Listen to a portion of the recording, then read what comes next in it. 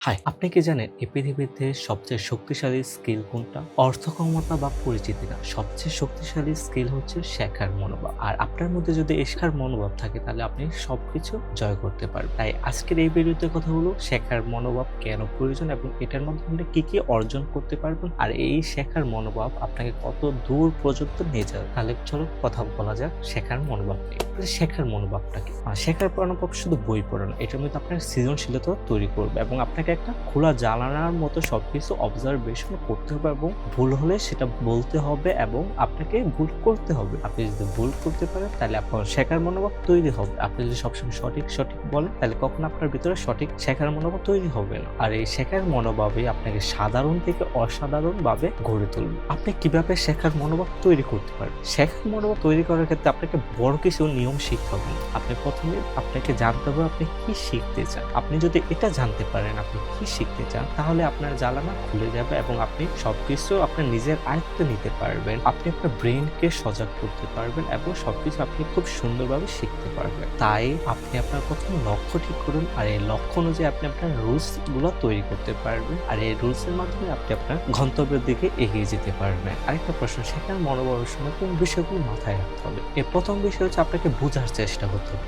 মুখস্থ করবেন। দ্বিতীয়ত হচ্ছে আপনার নিজের ভাষাকে গুরুত্ব দিতে হবে আর তৃতীয় হচ্ছে নিয়মিত অনুশীলন করতে, আর এই অনুশীলনে আপনাকে আরো দক্ষ করে তুলবে। আর চতুর্থ হচ্ছে ভুলকে শত্রু ভাববেন না, আর ভুলই হচ্ছে শেখার অংশ আর এটি আপনাকে সঠিক রাস্তা তৈরি করে দিবে। আর সবচেয়ে গুরুত্বপূর্ণ হচ্ছে ধৈর্য। শেখার মনোভাব তৈরির মধ্যে সবচেয়ে গুরুত্বপূর্ণ আমার যেটা মনে হয় সেটা হচ্ছে মনোযোগ। আপনি যদি মনোযোগ দিতে পারেন তাহলে সবকিছু আপনি তাড়াতাড়ি শিখতে পারবেন আর এই মনোযোগই আপনাকে আপনার শেখার প্রতি আরো আগ্রহ করে তুলবে। আপনি একটা ভালো বই পড়তেছেন, এখন আপনার ভালো বই পড়ার মধ্যে যদি আপনার মনোযোগ না থাকে তাহলে আপনি কি পড়লেন না সেটা কিছু মনে একটা বাংলা একটা প্রবাদ আছে, যেমন সারা রাত রামায়ণ শুনে সকালে বলি সীতাকার বাপ। মানে এখানে আমরা সারা রাত রামায়ণ একটা গ্রন্থ শুনছি বা রামায়ণ একটা কাহিনী শুনছি এবং সকালে বলতে সীতাকার বাপ লাগে, ঠিক আছে? এরকম হয়ে যাবে, মানে একটা মনোযোগ ছিল আপনি যদি শুনেই গেছেন, এরকম একটা কাহিনী এখানে বলা হয়েছে। এখানে আপনি যখন একটা বিষয় শিখবেন তখন আপনার সাইকোলজি খুবই কাজ করে। যখন আপনি একটা বিষয় শিখবেন তখন আপনার মস্তিষ্ক ওই বিষয়টাকে সাড়া দেয়, তখন আপনার মনে এটা গুরুত্বপূর্ণ, তখন আপনি আরো মনোযোগ দিতে পারেন। একটা বিষয় যদি আপনার জীবনের সাথে যুক্ত থাকে তখন এটার প্রতি আপনার আরো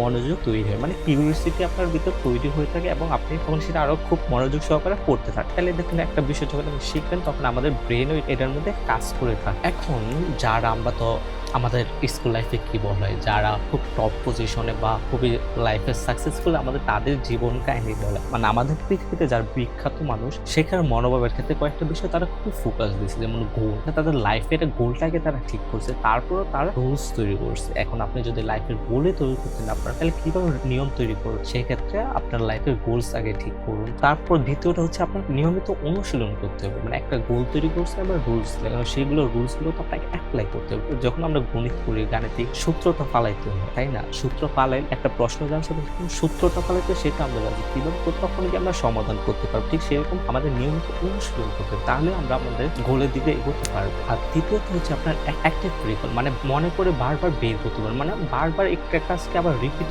করতে হবে, তাহলে আপনি আপনার একটা মাস্টার হয়ে যাবেন। আর চতুর্থ হচ্ছে রিভিশন দিতে, মানে একটা কাজ করছেন আবার এটা কয়েকদিন বা কয়েক মাস পরে আবার রিভিশন দিতে, তাহলে আপনার কাজের প্রতি খুব ভাজা হয়ে যাবে। আর একটা বিষয় মনে রাখতে হবে, পৃথিবীতে সবসময় নতুন কিছু সৃষ্টি হচ্ছে এবং আপনার আগ্রহ থাকতে হবে কিন্তু পৃথিবী বদলেছে, সেই সঙ্গে আমাদেরও বদলাবে, আমাদের চিন্তাধারা বদলাতে হবে। আর এই মাধ্যমে আপনি আপনার শেখার মনোভাবকে আরো শক্তিশালী করতে পারবেন। আর আপনি যদি আপনার শেখার মনোভাব তৈরি করতে পারছেন, এখন কি পরিবর্তন হয়েছে শেখার মনোভাব তৈরি করার পর সেই কথা আমাদের বলুন। আর এখন পাশে থাকার জন্য ধন্যবাদ।